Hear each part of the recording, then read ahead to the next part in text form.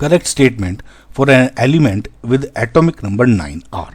ये कुछ atomic structure इसके जो ऑर्बिटल से रिलेटेड उन्होंने क्वेश्चन पूछे हुए हैं एटॉमिक नंबर 9 के। नो एटॉमिक नंबर 9 किसका होता है? फ्लोरीन का। एंड फ्लोरीन का अब क्योंकि एटॉमिक नंबर 9 है तो इसका जो इलेक्ट्रॉनिक कन्फिगरेशन जो जहाँ पे बहुत जरूरी हो जाएगा इज 1s2 2s2 2p5। अब ये ध्यान देखना, इन्होंने कहा है कि पहला स्टेटमेंट है कि दे कैन बी 5 इलेक्ट्रॉन। अब इस पे देखिए, यहाँ पे कैन वर्ड है, इस पे गौर से देखना, अब कैन वर्ड है।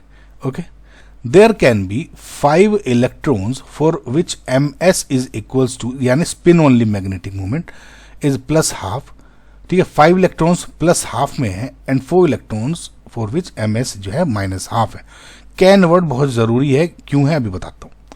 देखिए, according to Pauli's exclusion principle and जो हुंड्स रूल है उसके अकॉर्डिंग क्या होता है कि जब भी आप ऑर्बिटल में इलेक्ट्रॉन्स फिलअप करते हो, लेट जैसे मैं पी का लेता हूं, ओके, तो जो स्पिन है, जो इलेक्ट्रॉन्स की पेयरिंग जो होती है वो तब होगी अंटिल उसके बाद जब होगी जब तक एक स्पिन ने अपनी एक स्पिन है, मतलब मैं सिंपल भाषा में बोलता हूं, देखो यार, जैसे आप इलेक्ट्रॉन्स फिल करते हो ऑर्बिटल में तो एक ये इसको हम क्या बोल देते हैं जनरली टर्म में, एक +½ और एक -½ ठीक है।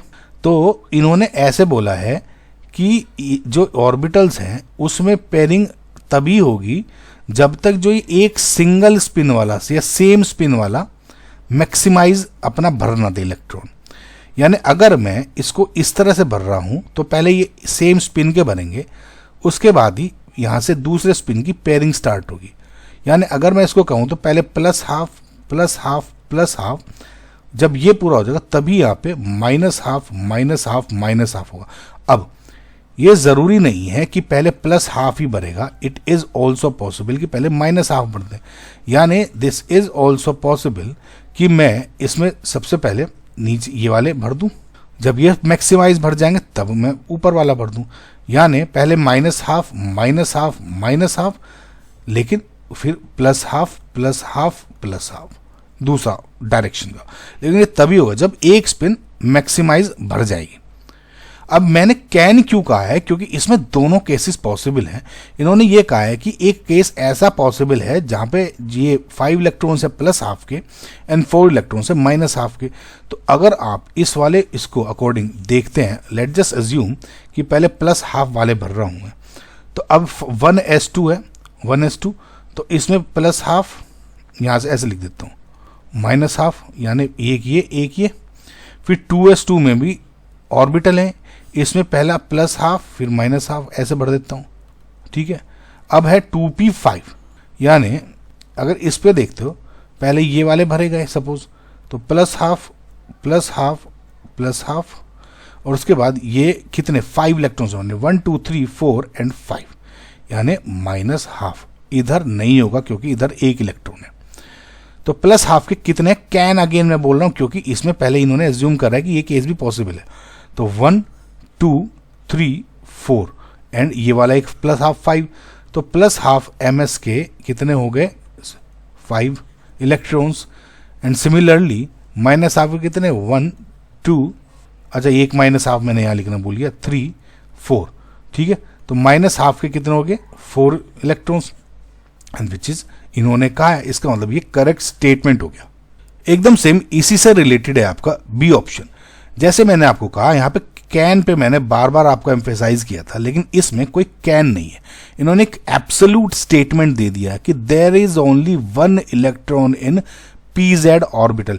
ये देखिए, ये हो गया आपका p सबशेल, ओके ना। p सबशेल में आपके जो इलेक्ट्रॉन्स हैं, अगर इसकी बात कर रहा हूं मैं, तो 3 ऑर्बिटल्स हैं, px py and pz।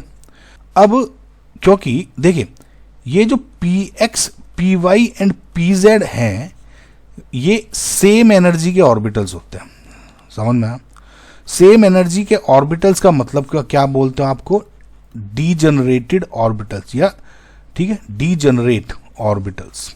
Degenerate का मतलब ही है कि इनकी सेम एनर्जी है ना। सेम एनर्जी का अगेन मतलब क्या है कि ये px है, लेट जस्ट ये py ये pz है, तो इलेक्ट्रॉन या तो पहले इसमें भर सकता है ऐसे ऐसे, या फिर इलेक्ट्रॉन पहले इसमें भर सकता है, फिर इसमें भर गया, फिर इसमें, किसी भी ऑर्डर में आप इलेक्ट्रॉन भर सकते हो, ठीक है, ऐसे कुछ भी ऑर्डर में।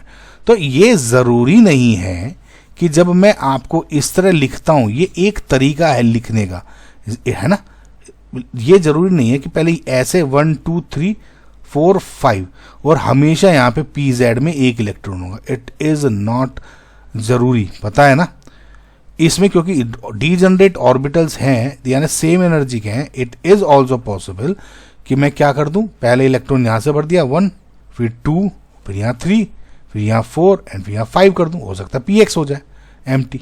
और अगर मैं ये नहीं कर रहा हूं तो हो सकता है मैंने px में दूसरा भर दिया, तो इस बार py में भी एक हो सकता है।